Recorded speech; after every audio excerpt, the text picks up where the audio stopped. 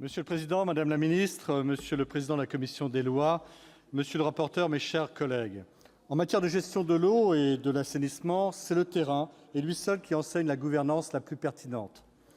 La demande des élus, en particulier des élus ruraux, est simple: laisser la liberté aux communes de décider ou non du transfert des compétences eau et assainissement.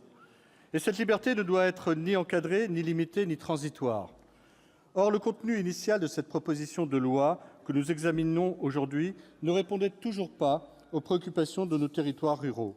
Aussi, je me réjouis que cette proposition de loi ait été profondément remaniée par notre commission des lois afin qu'elle corresponde au texte déjà adopté à la quasi-unanimité par le Sénat le 23 février 2017, qui visait à maintenir les compétences eau et assainissement dans les compétences optionnelles des communautés de communes. Cette proposition de loi n'a pas été jugée satisfaisante par la commission des lois du Sénat pour plusieurs raisons. Tout d'abord, parce qu'elle maintient le caractère obligatoire du transfert des compétences eau et assainissement et permet seulement de le différer jusqu'au 1er janvier 2026, à la condition de réunir au moins 25% des communes membres d'une intercommunalité représentant au moins 20% de la population. Ensuite, parce qu'elle n'englobe pas les communautés d'agglomération, dont certaines ont été créées dans les territoires ruraux.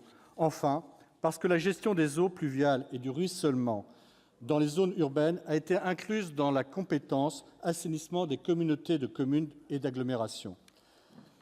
La commission des lois a donc confirmé la position adoptée à la quasi-unanimité par le Sénat le 23 février 2017. En premier lieu, elle pérennise le caractère optionnel des compétences eau et assainissement pour les communautés de communes et les communautés d'agglomération en supprimant le dispositif de minorité de blocage prévu dans le texte de l'Assemblée nationale. En second lieu, elle permet aux communes membres d'une communauté de communes ou d'une communauté d'agglomération de continuer à prendre en charge la gestion des eaux fluviales en cas de transfert de la compétence assainissement à leur intercommunalité, afin d'apporter une souplesse permettant de mieux prendre en compte les spécificités des situations locales.